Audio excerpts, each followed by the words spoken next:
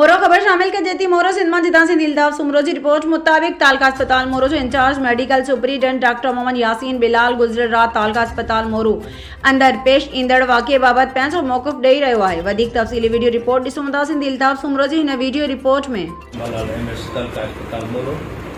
रात तकरीबन 10:30 बजे असांखे DHO साहब असांखे हिकिड़ी क्लिप मोकिली जंहिंमें वॉलंटियर बि असांजो कोन्हे को उहो माण्हू जेको आहे सो डॉक्टर साहब जी कुर्सी ते वेठो हुयो जेको पेशेंट ॾिसी रहियो हुयो। DHO साहब असांजे क्लिप मोकिलियो। उनजे चवण मुताबिक़ मां ऐं मुंहिंजो अकाउंटेंट तालका अस्पताल जो अॼु इकबाल मैम जेको आहे बाट उहो असां गॾिजी असां विज़िट दौरान वियासीं विज़िट ते।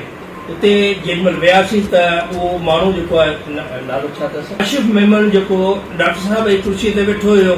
मां जीअं वियुमि त हुनखे पेशेंट बि फिरिया पिया ट्रीटमेंट लिखे वेठो। ठीकु आहे, उन क्लिप मुताबिक़ असां उते वियासीं ट्रीटमेंट लिखे वेठो। मां हुनखे चयो त बाबा तोखे कंहिं इख़्तियार न डॉक्टर साहब जी कुर्सी ते तव्हां छो वेठा आहियो।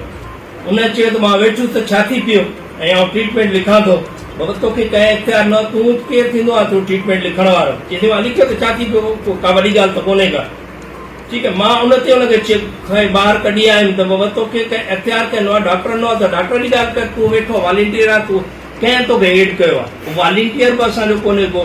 उन ते असांजी हुन सां जेको आहे सो थी आहे तलकलामी थी। उन में जेको आहे सो लांगा साहिब जेको आहे ॿाहिरि बीठो, उहा मूंखे ख़बर न हुई त उहो केरु आहे। हुन सां गॾु उन खां गॾु बि कोन उहो डॉक्टर ई जेको आहे सो मेमन साहिब जेको आहे वेठो डॉक्टर जी कुर्सी ते, उहो ट्रीटमेंट लिखियो। उन ते असांजी जेको आहे कुझु मौक़ो थियो आहे, तलकलामी थी आहे। जेको असांखे ऑफिशियली असांजी विज़िट आहे असां करे असां हुनखे